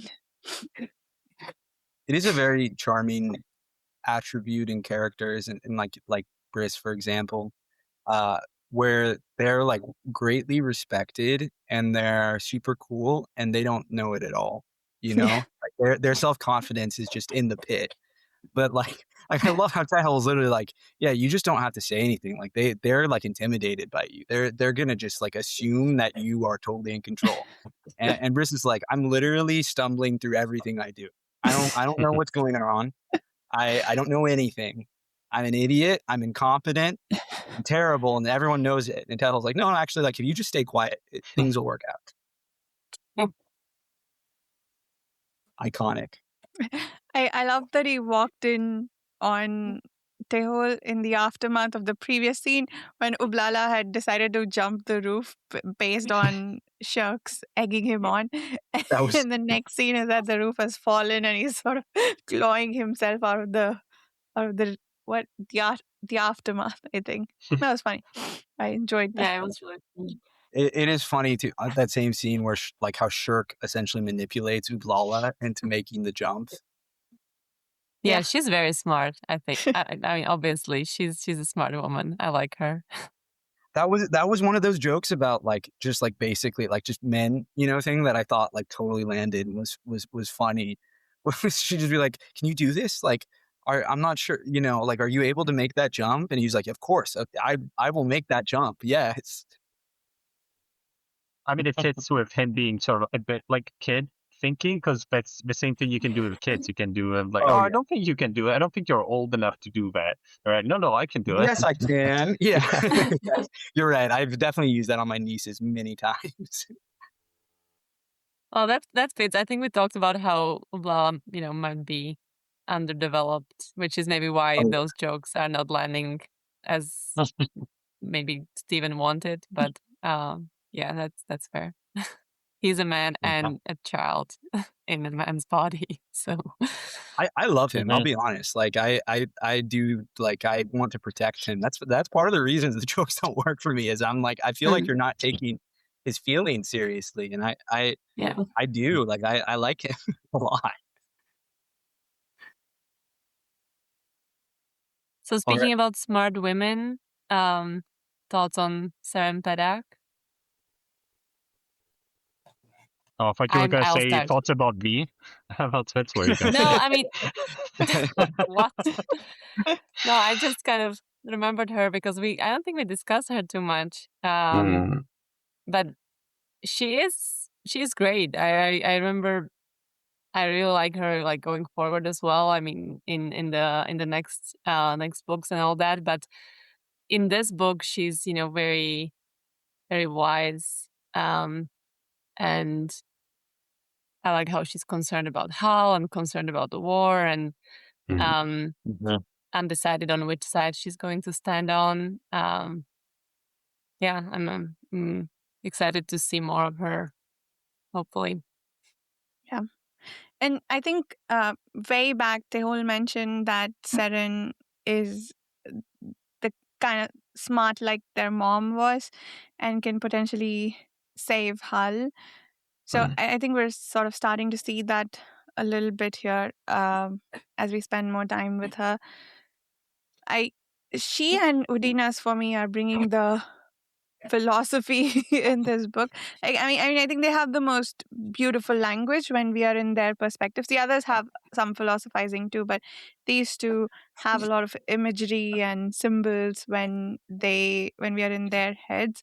So I think even that for me sets her apart quite a bit. Like she's got this brooding quality about her that Udinas also has to a certain extent, but for different reasons, of course. So yeah, I really like that, and I love that whole scene with her and when the Letteris delegation shows up. The prince was such an ass, but she handled she handled all of them really well. I mean, partly because I think the first eunuch behaved better than the prince, but also I think she earned his respect and trust with everything that she knew and how observant she has been. So yeah, she's really growing on me as a character. I mean, like I know where her story goes, etc. But I mean, looking at it again with fresh eyes, I think I really loved the scenes we had with her this time.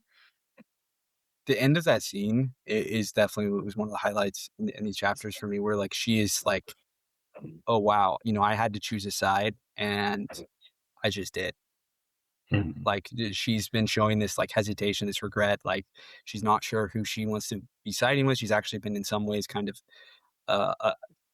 allied with the editor, and then she basically in that moment it is like, I guess I just picked the theory because Rulad, whatever's going on here is terrible and it has to be stopped.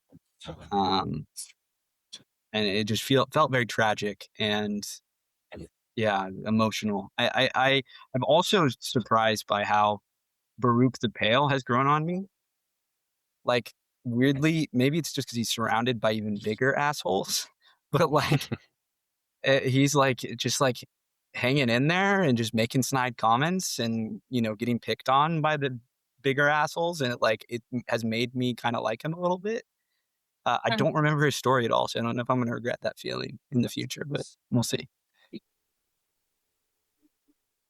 Yeah, I think he's smart as well. I think him and Seren Pedak are a good, like a good pair to give insights and like kind of observe the whatever's happening, in the village, because they are both kind of like, looped in. They both are very observant and realize the severity of the situation and what's coming.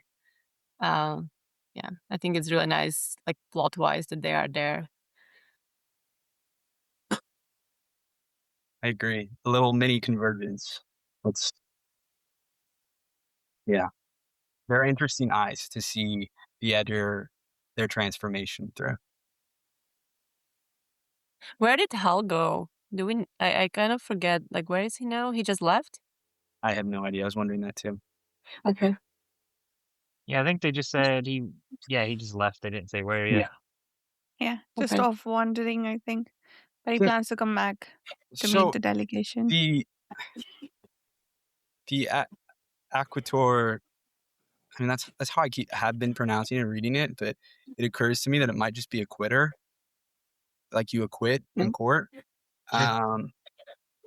Is she just like an ambassador? Like, I forget her job exactly. Yeah, I don't even understand the title of that role. Not at all. That's why I was wondering too, like the pronunciation. I was literally thinking about that maybe last night, where I was like, it's like I've been saying Aquator because like it sounds kind of fantasy and cool, but like, is it based on like the legal, like you acquit? But she's just like a Yeah, I guide, think right? Go on. I would agree with ambassador or like attaché. Is that a word? Yeah. Well,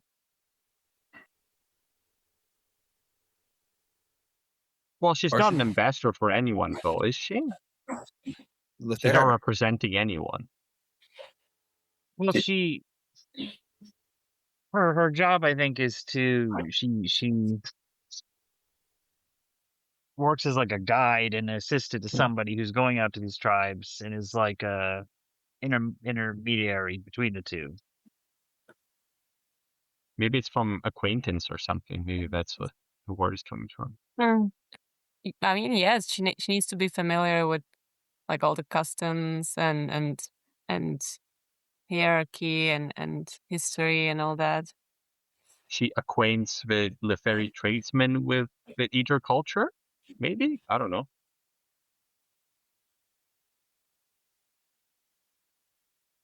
Yeah, I don't know. I thought about that earlier in the book, like what that name means, and I don't, or like why that name for that position. I don't know. All right, so I have a little more insight. So assuming it is at all related to acquit, the word actually originally comes from a Middle English word, acquitin, I don't know, which means to repay, reward, or retaliate. And so it's related to acquitter in French, which meant pay up, or settle claim. So all of this actually makes a lot more sense, right? If it is then, because she is like, while she is an ambassador, she is specifically like a business ambassador. That's why she's working at Baruch the Pale. And so if she's essentially this like business liaison, that I guess does make sense with the etymology. I mean, kudos to freaking Stephen Erikson for pulling out the older English meaning of words and creating whole new titles from it. I can believe. Interesting. Kettle. I wanted think to ask you sorry, go guys ahead. about one more thing about Udinas. So he tried to drown himself, right? And then was stopped by the Wewal. Or did I? Is okay? I was not sure if because it just that's how like I read so that quickly scene too. mentioned. Yeah. It's so easy to kind of overlook it, or just like things are happening in these chapters, and this is just like a few paragraphs maybe, but it's kind of a big deal, right? Like he tried to take his life following what happened in the House of the Dead. Yeah, I just thought it was worth mentioning it here. I completely missed that. I thought he was just like cleaning himself off. Like it was like a baptism. I mean, it can still function as kind of a baptismal symbol, but that does make sense because he is really messed up. Yeah. I think it was a little bit of both. He was sort of walking in to clean himself, but there was this undercurrent of what if I just keep walking and never come back? And at that point, Bible takes him back. Yeah. I remember that like he does think about dying, but does he like actually like does he like go underwater and like does he I actually thought attempt so. it? think he might have been pulled out as soon as he had the thought or went far enough that it felt Okay. like a danger mark. I don't know that he was actually underwater at any point, but because he kept walking and he had that thought, I'm guessing the Bible pulled him out for that. He's in a bad place.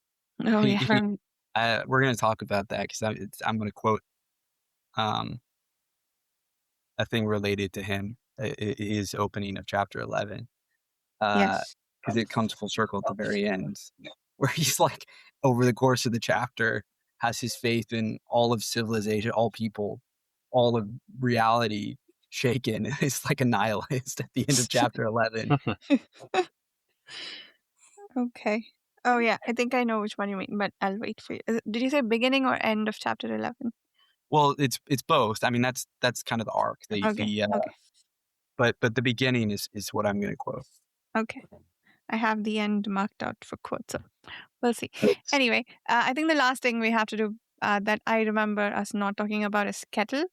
And there was something to do with that. Maybe it wasn't that interesting. I think it was just a read. Oh, the Azaz house has died now. It was dying before, but now it's dead proper. I think we learned that in this chapter. But I guess we don't know the implications of that yet. The more we talk about all this stuff and I'm thinking about it, I think the more Shannon made a great observation earlier that like we're dealing with life and death and like the boundary between the two being a lot shakier in this book, way more even considering the hordes of literal skeleton warriors, skeleton cavemen, like this is like the most we've like kind of dealt with such an array of shadowy life, I mean, all these ghosts, zombies of many different kinds. It's definitely purposeful.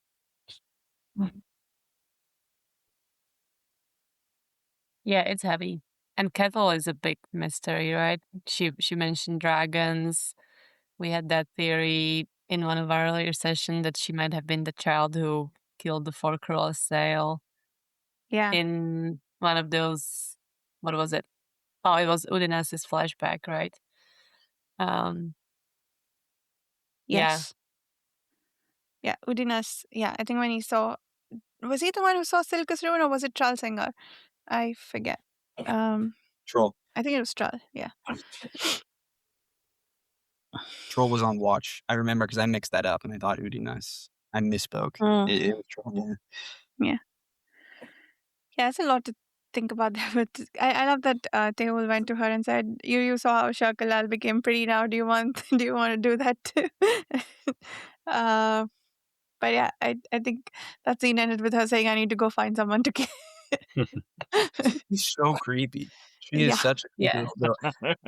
Such a creepy kid. Yes. She must be so scary. Yeah.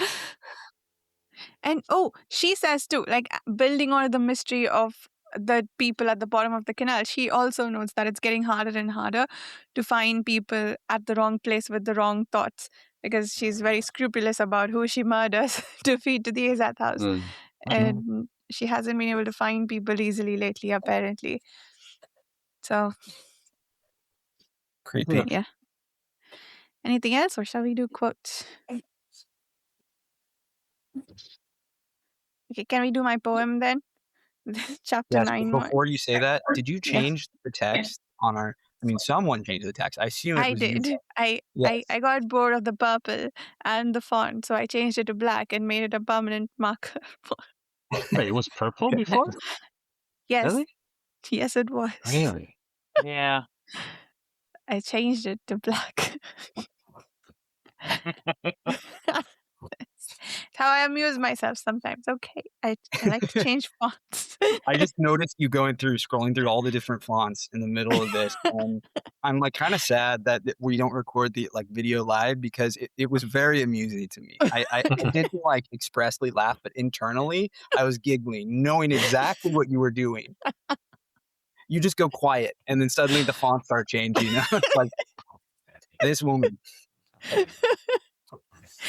Yes, I did use my misuse my admin privileges today. Your adjunct privileges. Adjunct privileges, yes. That I don't need to apologize for. Okay. So, okay, I won't read the whole poem, but I think the theme seems to be the recurring sentence in this poem is "you may be written this way," and it's about the child you once were and all the bad things that happened to you. It's possible that you were written this way. And I guess the question is this about Rulad? That was my big question, but also help me understand this poem some more, please. You know what? I sometimes give up. I read it again, and I'm like, I don't know. Yeah. I had a really good time with Gardens of the Moon with all the poems there because I was like, I'm getting this now. I was lost with the poems the first time around, but I'm getting some of these, but I'm lost again. I have no idea. Especially, okay, there's one in I think the second chapter that we read today, chapter 10, that one, Lady Elasara of Trade, about this woman who apparently who's going around handing out death with a red hand. What is that about? Oh, is that connecting to all the dead bodies we've been talking about? Anyway, sorry, back to the poem in chapter 9.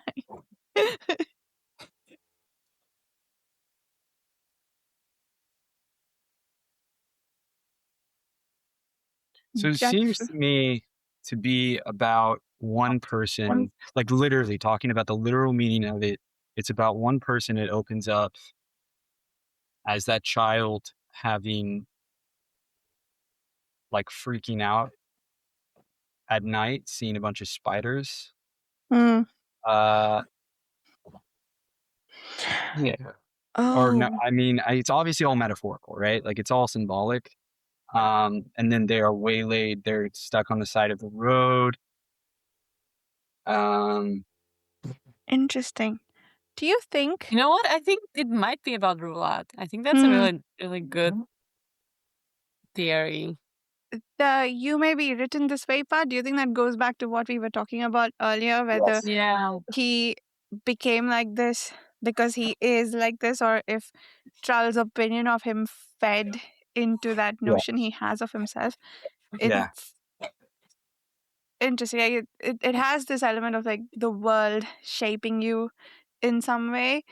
No, I think that's exactly what it is. Yeah.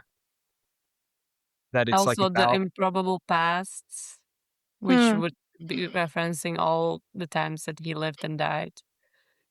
Yes. To me, reading that, it's like the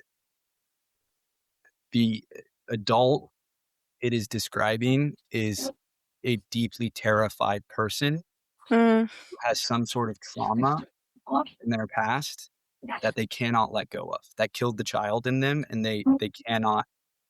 They live now in perpetual terror, which maybe is an insight into Rulad. I mean, I definitely think it's about Rulad. However you interpret it, I think it is certainly. And about is it written by his mother, Uruth? Like, I guess not. Not exactly, but there's a resemblance. Interesting. I didn't notice that. If that name is just a coincidence, Stephen Erikson, don't do this to us. Urut? Rathan Urut? And the poem is called Waylaid, which essentially is what Rulad was on his way to being dead. The crippled God got a hold of him and sent him back. I don't know. I really like this poem, and I'm trying to find meaning. And I think we've got a few nice ideas now.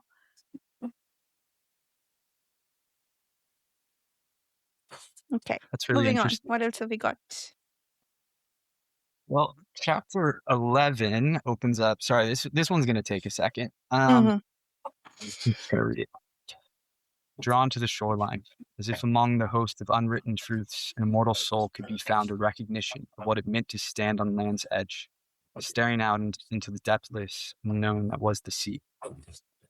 The yielding sand and stones beneath one's feet whispered uncertainty, grasped promises of dissolution and erosion of all that was once solid.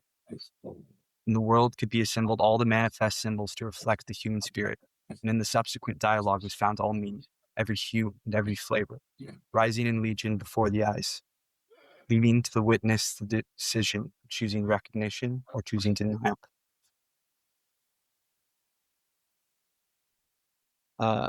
There is actually more. Udinas sat on a half-buried tree trunk with the sweeping surf clawing at his moccasins. He was not blunt, and there was no hope for denial. He saw the sea for what it was, the dissolved memories of the past witnessed in the present, and fertile fuel for the future, the very face of time. He saw the tides in their immutable susurration, the vast swish like blood from the cold-hardened moon, beast time measured and therefore measurable. Tides one could not hope to hold back. Nice. You're That's definitely lovely. right. Tried to commit suicide later on. Being reminded of how it opens with him thinking about how Lothari slaves get swept out to sea and wash up on shore. He tried to kill himself later on. Yeah. Anyway.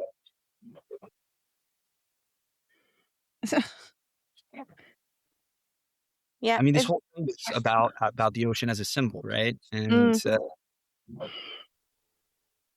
and isn't that what Mail says in the prologue? There is some, when he talks the jagged into freezing the memory, he says something to this effect that the ocean retains memory, I think. And we see that a lot in the descriptions of Raraku too, because Raraku used to be a sea, and there was a lot of this similar imagery in how the desert remembers what it once was. And when Breeze went into the bottom of the ocean, we got some of that. So I love the imagery he uses around oceans and water. And the poem that comes later, "The sea does not dream of you." I like that. Right, that it's this exactly. The sea is like this embodiment of memory, and measuring it, and how we, those memories can wash you away, can erode the very fabric of who you are. Yeah. I almost feel right now like we maybe a part of this that you just read, Carl, was already used as an epigraph in some of the previous books. That's possible, right? I think we've had cases like that. The sea doesn't remember you. I think that's something that I've maybe heard before. That's from book 9, I think. Just the sea does not dream of you, or dream of you. Okay, yeah, maybe it's repeated somewhere. Yeah, but I think there was something similar in these lines here, though. That very much reminded me of that line from book 9.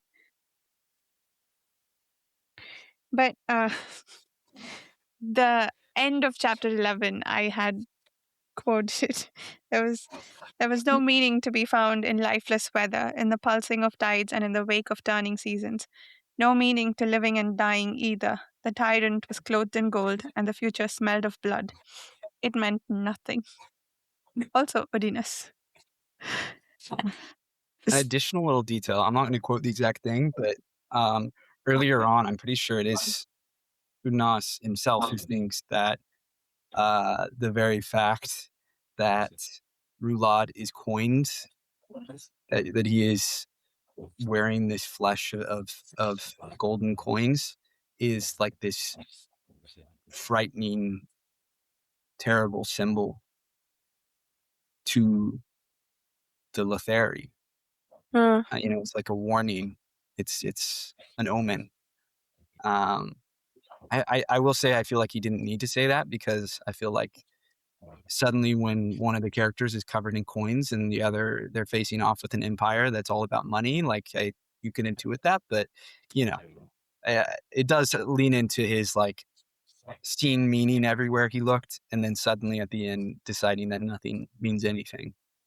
It's all pointless and useless and terrible. Yeah. Udinas is an interesting character to like read the POV of, because his everything that he describes is so beautiful from his POV, but it's also so full of despair. Like it's such a double-edged sword. He's a Wait, depressant for sure. And Saren, I have this from, I think she's talking about how the land heals. Like people may not heal, they may just die out, but the land heals from all the bad things that happen and people do to each other. So she says she longed to hold on to that long view about how the land heals. She desperately sought out the calm wisdom it promised, the peace that belonged to an extended perspective. With sufficient distance, even a range of mountains could look flat, the valleys between each peak unseen. I thought that was a lovely image. Or a really sad image. I don't know. Saren and Udinas. This is just sad. What else? What have you guys got? Mirka, Shannon, Dan? Any quotes? I didn't really prepare anything. Just wanted to say I just lost it on my e-reader, but there is a couple of mentions from Udinas about like the tides are coming, and the book is called Midnight Tides, and I just like that, you know, kind of hear about the tides a lot. And I think we saw that pattern in the previous books as well, where maybe like there was one mention of Gardens of the Moon. There was, you know, like the Memories of Ice, I think were also referenced like once or twice. And yeah, I like that the books the book's names come from these little mentions, kind of unimportant thoughts seemingly, but it has an overarching meaning to what's happening. Yeah. I like that. Yeah. I love the conjunction of Brispedic's scene with, I forget who, when he decides that he's going to go ask Teol for advice. And then when we switch to Teol, he says, he's thinking about Teol, he says, Erin, bless him, he seems to have no desires at all. And then the next section is Teol saying, what I desire is a meal that actually began with real food. So he does have desires, but they're not much. He just wants to be able to eat once in a while. Relatable. Yeah, I really like that. That could be a great scene in the movie too. Yeah. Just like, you know, the next scene catching onto what was said before. Yeah. You want to hear something crazy? Oh, go for it, Shannon. Oh, it's just something stupid, but I thought it was a little funny. This goes with what you guys were saying earlier about the crippled god being, you know, not so threatening. But I did have one highlighted that was, Withel glanced back. He is a god. He noted the disbelief writ on the lad's face and smiled wryly. Who's seen better days? The little factoid, I forget. I learned this recently.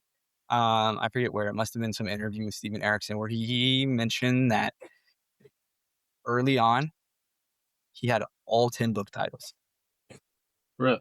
You like after writing Gardens of the Moon, he at some point between writing the Gardens of the Moon and writing Dead House Gates, he knew every single of the 10 book titles. That is wild, especially given what you were talking about, Mirka, how they're like based on these like little conversations, these symbols that feel like asides, you know, that do have a lot of import, but this guy. Yeah, I think that can only mean that he must have had like lots of details about the story already, right? I think so. Which I guess obviously makes sense, but then yeah, it's very specific in many ways. So yeah, kind of like him grasping these little details that lead to a poetic book name so early on in the writing process. That's pretty awesome.